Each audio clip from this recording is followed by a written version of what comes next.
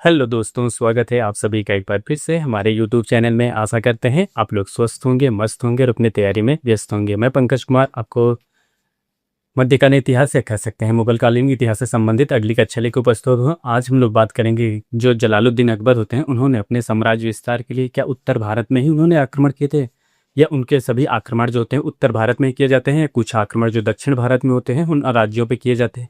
वे राज्य कौन से होते हैं, क्या वे उनकी अधीनता को स्वीकार करते हैं या नहीं स्वीकार करते हैं, ऐसे तमाम बिंदुओं के बारे में आज की कक्षा में हम लोग विस्तारपूर्वक अध्ययन करेंगे। एक बार हम लोग पिछली कक्षा को रिवीजन कर लेते हैं। क्या होता है कि देखिए, पिछली कक्षा में हम लोग हल्दी घाटी का युद्ध के बारे में अध्ययन किया था। हल्दी घाटी का युद्ध कब हुआ था? हल्दी घाटी का युद्ध हुआ था 18 जून 1576 को। कब? 18 जून 1576 ईस्वी को हल्दी घाटी का युद्ध हुआ था। इस युद्ध में दो सेनाएं आमने सामने होती हैं। एक तरफ तो देखा जाए जो मुगल सेना होती है उसका नेतृत्व कर रहे थे मानसिंह होते हैं। कौन होते हैं? मानसिंह और आसफ खां होते हैं। कौन होते हैं? मानसिंह और आसफ खां होते हैं। और दूसरी तरफ होते हैं राणा प्रताप सिंह। कौन होते हैं? राणा प्रताप सिंह। इस युद्ध में देखा जाए तो काफ़ी समय तक चलता है। इस युद्ध में जो होते हैं राणा प्रताप सिंह होते हैं वो घायल हो जाते हैं। घायल होने के पश्चात उनको वे अरावली के जंगलों में अपना शरण ले लेते हैं। क्या होता है? अरावली के जंगलों में शरण लेने के पश्चात कुछ समय बाद उनकी जो मृत्यु हो जाती है, क्या होती है? राणा प्रताप की मृत्यु हो जाती है। इस प्रकार देखा जाए तो उन्होंने अपने जीते जी जो अकबर होते हैं या कह सकते हैं जलालुद्दीन अकबर होते हैं उनकी अधीनता को स्वीकार नहीं करते हैं। अंत में देखा जाए तो लगभग 1561 ईस्वी के करीब जो जहांगीर होते हैं और जो राणा प्रताप के पुत्र होते हैं अमर सिंह होते हैं, इन दोनों के बीच संधि हो जाती है। तो ये बात हम लोग कल की कक्षा में अध्ययन कर लेते हैं। अब हम लोग जानेंगे आज की कक्षा में कि जो जलालुद्दीन अकबर होते हैं उन्होंने दक्षिण भारत पे कितने राज्य थे जिन्होंने उनकी अधीनता को स्वीकार करते हैं। आखिर कोई भी राजा दूसरे राज्यों पे क्यों आक्रमण करता है? आक्रमण इसीलिए करते हैं ताकि उनका जो साम्राज्य होता है साम्राज्य का विस्तार हो सके, उनका साम्राज्य काफ़ी विस्तृत क्षेत्र में हो सके। और जो अकबर की नीति थी, अकबर चाहते थे कि राज्य का विस्तार करने की कौन सी नीति अपने थे, वे उनकी अधीनता स्वीकार करते थे। जैसे जो राजा होते थे या कैसे दक्षिण भारत के जो राज्य होते थे, अगर वे उनकी अधीनता को स्वीकार कर लेते थे वे उस राज्य पे आक्रमण नहीं करते थे। अगर जो राज्य कह सकते उनकी अधीनता को स्वीकार नहीं करते थे वे उनके राज्यों का आक्रमण करते हैं। देखते हैं क्या होता है जब अकबर, अब यहाँ पे हेडिंग डालिए दक्षिण भारत के राज्यों पर आक्रमण। क्या होता है? दक्षिण भारत के राज्यों पर दक्षिण भारत के राज्यों पर दक्षिण भारत के राज्यों पर बाबर दक्षिण भारत के राज्यों पर अकबर का आक्रमण। क्या होता है? अकबर का आक्रमण। अकबर का आक्रमण।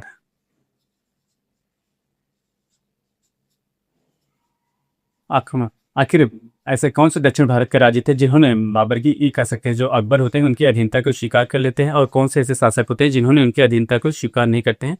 ऐसे तमाम बिंदुओं के बारे में हम लोग आज की कक्षा में अध्ययन करेंगे। देखिए, अकबर जो होते हैं कि 1591 ईस्वी में दक्षिण भारत के राज्यों में कह सकते हैं दक्षिण भारत के जितने राज्य होते हैं उनको संदेश भेजते हैं कि वे उनकी अधीनता को स्वीकार कर लें। क्या होता है?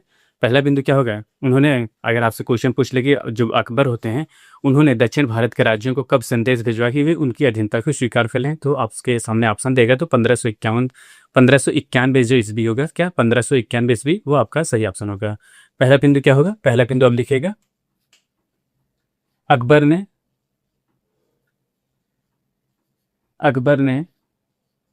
1591, क्या होता है?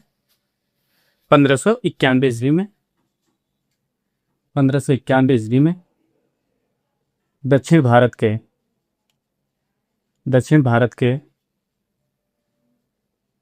राज्यों के पास संदेश भिजवाते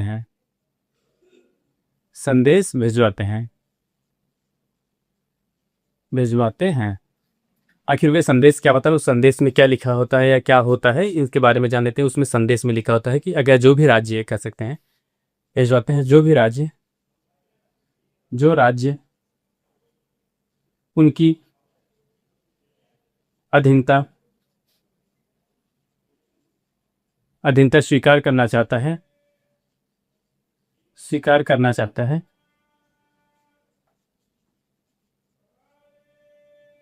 जो भी राज्य उनके अगर अधीनता को स्वीकार करना चाहते हैं तो वह राज्य कह सकते हैं जो अकबर होंगे उनके राज्यों पर आक्रमण नहीं करेंगे। क्या होता है? अधीनता स्वीकार करना चाहते हैं तो वे अकबर के सहयोग में रहेंगे। क्या होता है? अकबर के सहयोग में रहेंगे। जो राज्य कह सकते हैं, उसके बाद जो राज्य कह सकते हैं अकबर की अधीनता को स्वीकार नहीं करेंगे तो क्या होंगे, वे जाहिर सी बात है अकबर के विरोध में रहेंगे, या कह सकते हैं अकबर उनके विरोध में रहेंगे। जब विरोध में होगा, जैसे जिन्होंने दक्षिण भारत के राज्यों ने जिन्होंने अधीनता स्वीकार कर लेते हैं, कि जैसे उनके कहीं भी युद्ध होता था, जैसे दक्षिण भारत के कोई भी युद्ध होता था, उनके युद्ध में जो राज्य सम्मिलित होते थे उनको सहायता करते थे, उनको सैन्य सहायता कर दिया जाता था, ताकि वो जो राज्य होते हैं दूसरे राज्यों के ऊपर आक्रमण करें तो उनको विजय प्राप्त हो सके। अगर जैसे वो राज्य पराजय होते हैं तो उस पराजय में जो अकबर होते हैं उनकी भी पराजय निश्चित होती थी, ये होता था। उसके बाद दूसरा बिंदु लिखते हैं। अब इनका देखते हैं पहली बार किसने अधीनता को स्वीकारा था। क्या होता है अधीनता को किसने, जो खानदेश था, क्या था खानदेश के बारे में बात कर लेते हैं। खानदेश कहाँ पे है, खानदेश की बात की जाए तो ये एमपी में होता था। कहाँ पे, मध्य प्रदेश में। कहाँ पे होता है, खानदेश के। इन्होंने इस जो खानदेश का राज्य था, इन्होंने इसकी अधीनता को या अकबर की अधीनता को स्वीकार कर लेते हैं। वहाँ के शासक कौन थे, वहाँ के शासक थे अली खां। कौन थे, अली खां। अली खां। अली खां कहाँ के शासक होते हैं, अली खां देखा जाए तो जो खानदेश होता है वहाँ के शासक होते हैं। कहाँ के होते हैं, खानदेश के। खानदेश के शासक होते हैं अली खां। इन्होंने सबसे अधीनता स्वीकार की थी। क्या होता है, इन्होंने अधीनता स्वीकार करते हैं, अधीनता स्वीकारते हैं। क्या होते हैं, जो अकबर की क्या होती है अधीनता किसने स्वीकार करते हैं, जो खानदेश के शासक होते हैं अली खां होते हैं, इन्होंने अकबर की अधीनता को स्वीकार कर लेते हैं। उसके बाद हम जान लेते हैं कि दक्षिण भारत के ऐसे 3 राज्य थे। कौन से, दक्षिण भारत के ऐसे 3 राज्य थे जिन्होंने किसी की भी अधीनता को स्वीकार नहीं करते हैं। अन्य 3 राज्य यहाँ पे लिखे गए, यहाँ लिखेगा अन्य 3 राज्य। अन्य 3 राज्य, आखिर वे 3 राज्य कौन कौन से थे जिन्होंने अधीनता को स्वीकार नहीं किया था। इसमें लिखिए, पहला राज्य था अहमदनगर। कौन था, अहमदनगर। क्या था, अहमदनगर। अहमदनगर। और दूसरे राज्य की बात कीजिए, अहमदनगर के बाद दूसरा राज्य था बीजापुर। कौन था, बीजापुर। बीजापुर। और तीसरे राज्य की बात की जाती है, ये गोलकुंडा था, गोलकुंडा। ये 3 ऐसे राज्य होते हैं, ये जो बात आपको बताया गया है जो उनका होता है अहमदनगर, बीजापुर, गोलकुंडा, ऐसे 3 राज्य होते हैं जिन्होंने अकबर की अधीनता को या कह सकते हैं उनकी अधीनता को स्वीकार नहीं करते हैं। यहाँ पे लिखिए, यहाँ पे अगले ये लिखिए, यहाँ से लिखिएगा अकबर की अधीनता को, अकबर की अधीनता को, अकबर की अधीनता को,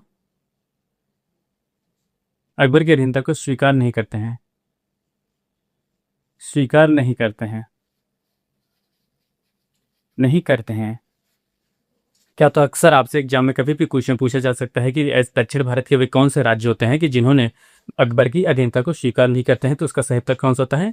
अगर आपसे सामने ऐसे क्वेश्चन देगा तो उसका सही उत्तर अगर आपके ऑप्शन में दे दिए, अहमदनगर दे दिए, बीजानगर, गोलकुंडा दिए, इन तीनों में से कोई एक ऑप्शन देगा। अगर जब पूछा जाए कौन सा स्वीकार करते हैं, आपसे दूसरी तरह से भी क्वेश्चन पूछा जा सकता है दक्षिण भारत के वे कौन से राज्य थे जिन्होंने अकबर की अधीनता को स्वीकार नहीं करते हैं, तो कौन होते हैं, अहमदनगर, विजयनगर, गोलकुंडा नगर। ये 3 राज्य होते हैं जिन्होंने अकबर की अधीनता को स्वीकार नहीं करते हैं। और इसी के साथ ये जान लेते हैं कि जैसे ये 3 राज्य तो होते हैं जिन्होंने अकबर की अधीनता को स्वीकार नहीं करते हैं, लेकिन कुछ राज्य जैसे दक्षिण भारत के कुछ राज्य जो होते हैं जिनको अकबर ने विजय कर लेते हैं, विजय करने के पश्चात उनको अपने साम्राज्य में सम्मिलित कर लेते हैं। क्या होता है, यहाँ पे अगला बिंदु लिखिए।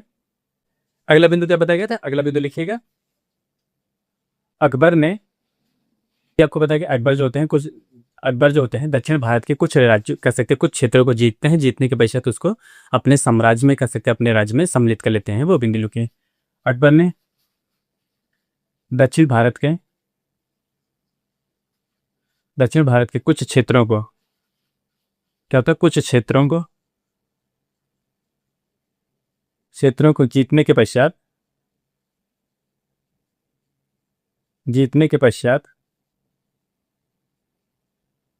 अपने साम्राज्य में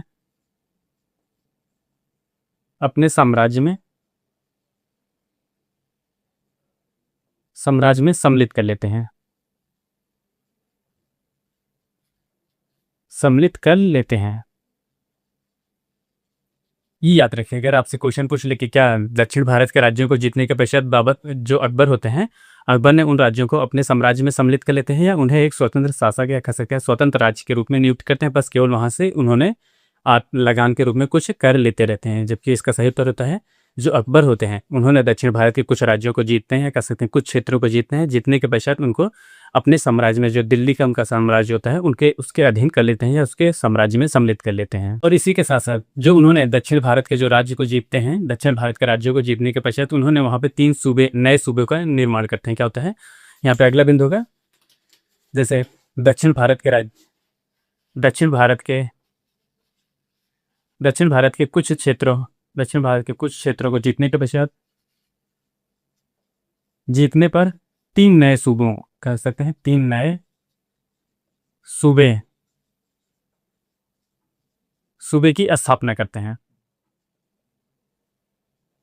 स्थापना करते हैं। आखिर वे 3 नए सूबे कौन कौन होते हैं जान लेते हैं। देखिए वे 3 नए सूबे कौन होते हैं। जैसे उन्होंने जो दक्षिण भारत के कुछ राज्यों को, कह सकते हैं कुछ क्षेत्रों को जीतते हैं, जीतने के पश्चात उनको साम्राज्य में सम्मिलित कर लेते हैं। उस साम्राज्य में जैसे जो क्षेत्र जीतते हैं उस पर 3 नए सूबेदार, या कह सकते हैं 3 नए सूबा नियुक्त करते हैं, या कह सकते हैं 3 नए सूबे का निर्माण करते हैं। कौन होता है, एक तो खानदेश होता है। कौन सा होता है यहाँ पे लिखिएगा, पहला होता है, इसमें पहले होता है खानदेश, खानदेश। और दूसरा जो होता है अहमदनगर। क्या होता है, अहमदनगर, अहमदनगर। और बरार होता है। कौन सा होता है, तीसरा बरार होता है, बरार। ये 3 नए सूबों को उन्होंने अपने, कह सकते हैं जब दक्षिण भारत के राज्यों को जीतते हैं, दक्षिण भारत के राज्यों को जीतने के पश्चात ये 3 नए सूबों का निर्माण करते हैं। सूबे का मतलब होता है जैसे एक छोटा सा भूभाग होता है। जैसे उन्होंने दक्षिण भारत के, मान लीजिए जैसे यही, ये आपका दक्षिण भारत का क्षेत्र होता है। देखा जाए तो आपका ये दक्षिण भारत का क्षेत्र कहा जाता है, दक्षिण भारत के। और यहाँ पे दिल्ली हो गया, यहाँ पे दिल्ली मान लीजिए। अब यहाँ पे जैसे यहाँ पे कुछ क्षेत्रों को जीता होगा, यहाँ पे जीता होगा, यहाँ पे जीते होंगे। इन क्षेत्रों को जैसे इन्होंने जीतने के पश्चात यहाँ पे इन 3 सूबा बना दी। एक सूबा यहाँ पे हो गया, एक सूबा यहाँ हो गया, एक वो सूबा यहाँ हो गया, ऐसे बना देते हैं। तो ताकि जैसे क्या होता था, पहले क्या होता था, जो सैनिक होते थे, सैनिकों को अगर वेतन नहीं मिल पाता था तो उनको एक सूबे का जागीर दिया जाता था, या जागीर दे दिया जाता था, या सूबेदार नियुक्त कर दिया जाता था। इस तरह देखा जाए तो अगर, लेकिन अकबर के शासनकाल में उनको सैनिकों को जो होता है वेतन नगद दिया जाता था, ये होता था। इस तरह देखा जाए तो ये सूबे का निर्माण कर देते हैं। इन्होंने इतने से क्षेत्र का जीता, क्षेत्र को जीतने के पश्चात यहाँ पे एक सूबा बना देते हैं, यहाँ पे एक सूबा यहाँ पे बना देते हैं। इस प्रकार देखा जाए तो अकबर जो होते हैं दक्षिण भारत के 3 सूबे का निर्माण करते हैं। कौन होता है, खानदेश होता है, अहमदनगर होता है और बरार होता है। ये 3 सूबा उन्होंने अपने शासनकाल में दक्षिण भारत के राज्यों को बनाते हैं। अब जान लेते हैं कि जैसे जो अकबर होते हैं उनके साम्राज्य में टोटल सूबेदार, या कह सकते हैं टोटल सूबे की संख्या कितनी थी। अगला बिंदु लिखिए ना, यहाँ पे लिखिए अगला बिंदु। क्या होता है, जो अकबर होते हैं, यहाँ पे लिखिए अकबर के समय, अकबर के समय,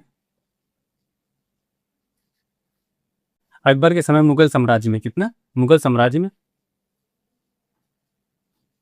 मुगल साम्राज्य में सूबों की संख्या, क्या, सूबों की संख्या, सूबों की संख्या। इनके साम्राज्य में देखा जाए तो कितने सूबे होते थे। अगर इनके साम्राज्य की बात की जाए तो इनके साम्राज्य में टोटल 15 सूबे होते थे। 15 सूबे की बात की जाए तो जैसे उत्तर भारत की बात की जाए, इसमें उत्तर भारत में, यहाँ पे देखिए उत्तर भारत में, उत्तर भारत में 12 सूबे होते हैं। और दक्षिण भारत की बात की जाए तो दक्षिण भारत में ये 3 सूबे होते हैं, 3 सूबे। अब देखिए, जैसे देखिए ये आपका मैप बना दिया जा रहा है, ये हो गया दक्षिण भारत में। जैसे यहाँ दक्षिण भारत की बात की जाए तो यहाँ पे एक सूबा हो गया, दूसरा सूबा यहाँ मान लीजिए, तीसरा यहाँ हो गया। और बाकी जितने भी इनके सूबे होते हैं, ये होते हैं जितने भी सूबे हैं ये उत्तर भारत में होते हैं। कहाँ पे होते हैं, 12 जो होते हैं वो उत्तर भारत में होते हैं, 3 जो होते हैं दक्षिण भारत में। इस तरह का देखा जाए तो इनके साम्राज्य में टोटल सूबों की संख्या कितना हो गए, टोटल की बात की जाए तो ये 15 थे।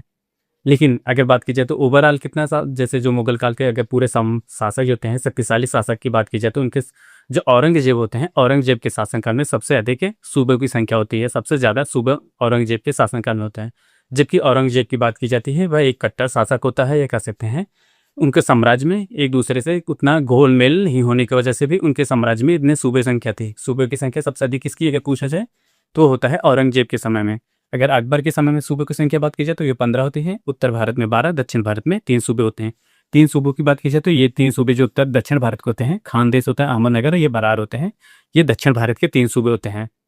इस प्रकार देखा जाए तो जो अकबर होते हैं उन्होंने उत्तर भारत के भी राज्यों पर आक्रमण करते हैं और साथ साथ दक्षिण भारत के राज्यों पर भी आक्रमण करते हैं। आक्रमण करने के पश्चात उनके पास देखा जाए तो उत्तर भारत में 12 सूबे होते हैं, दक्षिण भारत में 3 सूबे होते हैं। इस प्रकार इनके जो टोटल सूबों की संख्या होती है 15 होते हैं। अब हम लोग अगले बिंदु की बात करेंगे कि जो अगले बिंदु होता है, जो जोधा बाई के पुत्र होते हैं या हरखा बाई के जो पुत्र होते हैं, सलीम जिसे कहा जाता है, इतिहास में उनको जहांगीर के नाम से भी जाना जाता है।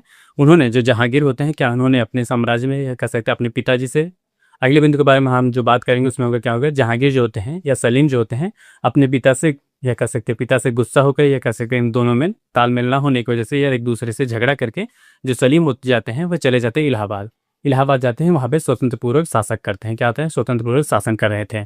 जब ये बात, फिर उसके बाद जो अकबर होते हैं, उन्होंने अपने मित्र जो होते हैं अबुल फजल को बुलाते हैं। अबुल फजल को बुलाते हैं ताकि वे जाएं, जो सलीम होते हैं उनको समझाएं, या कह सकते हैं उनको मनाएं, ताकि वे पुनः आकर दिल्ली में निवास करने के, वहाँ पे एक जो सूबा नियुक्त किया गया था या सूबेदार जो होते हैं वे वहाँ का संचालन करें, न कि जो सलीम होते हैं, सलीम जो होते हैं इलाहाबाद में जाके एक स्वतंत्र पूर्वक शासक के रूप में शासन करने लगते हैं। कह सकते हैं एक तरह से जो दिल्ली शासक होते हैं या सलीम होते हैं, इन दोनों में द्वंद्व की संभावना रहती है। कैसे ये देखा जाए तो जो इलाहाबाद होता है वहाँ पे भी स्वतंत्र शासक होते हैं, या उन्होंने अपना दूसरा साम्राज्य नियुक्त कर लेते हैं जो सलीम होते हैं। इसी को अपने साम्राज्य को विखंडित होने से बचाने के लिए उन्होंने जो अकबर होते हैं अपने मित्र अबुल फजल को बुलाते हैं। अबुल फजल आते हैं ताकि वे जब रास्ते में जा रहे थे या सलीम को मनाने के लिए जब जा रहे थे, तो उन्होंने जो सलीम होते हैं, सलीम ने अपने सहयोगी कह सकते हैं बुंदेलखंड के शासक को, वहाँ पे उनको जो अबुल फजल होते हैं उनको मारने की सलाह देते हैं, मारने का आदेश देते हैं। और रास्ते में देखा जाए तो जो अबुल फजल होते हैं उनको मार दिया जाता है। इस प्रकार देखा जाए तो हम अगले बिंदु के बारे में बात करेंगे। चलिए अगला बिंदु लिखिए। अगला बिंदु क्या होगा, अगला बिंदु की बात की जाए तो जो होता है सलीम का विद्रोह। क्या होता है, सलीम का विद्रोह। जो होता है सलीम का विद्रोह। आखिर सलीम का विद्रोह कब होता है, सलीम का विद्रोह अगर इसकी बात की जाए तो ये विद्रोह होता है 1599 ईस्वी में। कब, ये होता है 1599 ईस्वी में। आखिर 1599 ईस्वी में ये विद्रोह होता है। विद्रोह होने का क्या कारण था, जैसे जो सलीम होते हैं उन्होंने पिता की या जो अकबर की होती है आज्ञा के बिना ही वह इलाहाबाद चले जाते हैं, जिसको वर्तमान समय में प्रयागराज कहा जाता है। इलाहाबाद चले जाते हैं, वहाँ पे स्वतंत्र पूर्वक शासन करने लगते हैं। क्या होता है, सबसे पहली बार ये बात लिखिएगा, अकबर की आज्ञा के बिना विद्रोह का क्या कारण था। देखिए, अकबर की आज्ञा के बिना, अकबर के आज्ञा के बिना, अकबर की आज्ञा के बिना प्रयाग इलाहाबाद जो होता है चले जाते हैं। आज्ञा के बिना इलाहाबाद आ जाते हैं। क्या होते हैं, इलाहाबाद आ जाते हैं। जब इलाहाबाद चले आते हैं, जब जाहिर सी बात है जैसे कोई राजकुमार होंगे या शहजादा होगा, जब इलाहाबाद चले जाएंगे तो वहाँ के जो सूबेदार होते हैं वो उनको वहाँ के राजा के रूप में कह सकते हैं, एक साम्राज्य के रूप में या राजा के रूप में उनको राजा के रूप में वहाँ पे उनको पद पे नियुक्त किया जाता है। क्या होता है, इलाहाबाद जाकर जब इलाहाबाद चले आते हैं उसके बाद वहाँ पे जो सलीम होते हैं वहाँ पे एक एक स्वतंत्र शासक के रूप में, क्या होता है, एक स्वतंत्र शासक के रूप में, एक स्वतंत्र शासक के रूप में शासन संचालन करने लगते हैं। क्या करते हैं, शासन संचालन करने लगते हैं, शासन संचालन करने लगते हैं। क्या होता है, पहली बात तो जो होते हैं वह अकबर की आज्ञा के बिना इलाहाबाद चले आते हैं। इलाहाबाद आने के बाद उन्होंने वहाँ पे जो इलाहाबाद सूबा होता है उस पर एक स्वतंत्र पूर्वक शासक के रूप में उन्होंने साम्राज्य का संचालन करना प्रारंभ कर देते हैं। और जब ये बात कह सकते हैं, जब ये बात अकबर को पता चलती है तो अकबर ने अपने एक मित्र होते हैं, कौन से होते हैं, अकबर जो अपने मित्र को जो होते हैं उनको बुलाते हैं। कौन होते हैं, अबुल फजल को बुलाते हैं कि ताकि जो अबुल फजल आएँ, उसके बाद उन्होंने जो सलीम होते हैं उनको मनाने के लिए जाएँ, सलीम को मनाएं कि हाँ चलिए ठीक है। फिर उसके बाद इसके बाद जो आपका साम्राज्य होगा, या कह सकते हैं अगले शासक आप ही हैं। उसके बाद जो सलीम के पास ये जा ही रहे थे, जो क्या होता है अबू फजल या कह सकते हैं अकबर के जो मित्र होते हैं वो जा ही रहे थे, तो रास्ते में जो होता है ओरछा के शासक, क्या होता है, ओरछा के जो सरदार होते थे, ओरछा के सरदार जो होते हैं वीर सिंह बुंदेला, कौन होते हैं, वीर सिंह बुंदेला, उनको सलीम के कहने पे रास्ते में ही उनको मार देते हैं। किसको, अबुल फजल को रास्ते में ही मार दिया जाता है। क्या होता है, यहाँ पे दूसरा लिखेगा 1602 ईस्वी में, 1602 ईस्वी में अकबर ने 1602 ईस्वी में अकबर ने अपने मित्र अबुल फजल, कौन होते हैं उनके मित्र, अबुल फजल, अबुल फजल अबुल फजल को बुलाते हैं। अबुल फजल को बुलाते हैं। बुलाने का क्या कारण था आपको पता है? जो सलीम थे, सलीम गुस्से की वजह से या नाराजगी की वजह से वे इलाहाबाद चले जाते हैं, इलाहाबाद पे स्वतंत्र पूर्वक शासन करते हैं। और बात की जाए तो जो अबुल फजल होते हैं, अबुल फजल कहाँ पर रह रहे थे उस समय बात की जाए तो ये दक्षिण भारत में रह रहे थे, दक्षिण भारत में निवास। तभी तो इनको बुलाया जाता है। आखिर अगर ये उत्तर भारत में रह रहे थे, जो अकबर होते हैं वो भी तो उत्तर भारत में रह रहे थे, इसलिए जो सलीम या अबुल फजल होते हैं वो दक्षिण भारत में निवास कर रहे थे। उनको 1602 ईस्वी में पहले बात तो इनको दिल्ली बुलाया गया। दिल्ली बुलाने के बाद फिर इनकी जो जो भी बात हुई होगी अकबर और अबुल फजल के बीच में जो भी बात हुई, उसके बाद जो सलीम के पास जाते हैं, क्या होता है, दक्षिण भारत से बुलाया जाता है सलीम को समझाने के लिए, सलीम को समझाने के लिए, समझाने के लिए। उसके बाद अबुल फजल, क्या होता है, अबुल फजल जो होते हैं, अबुल फजल प्रयागराज, अबुल फजल इलाहाबाद, इलाहाबाद की तरफ प्रस्थान करते हैं। कहते हैं प्रस्थान करते हैं, लेकिन क्या होता है, प्रस्थान करते हैं लेकिन क्या होता है, ओरछा के साथ, ओरछा के, ओरछा के सरदार, ओरछा के सरदार, जो ओरछा के सरदार होते हैं वीर सिंह बुंदेला, कौन होते हैं, वीर सिंह बुंदेला, वीर सिंह बुंदेला सलीम के कहने से,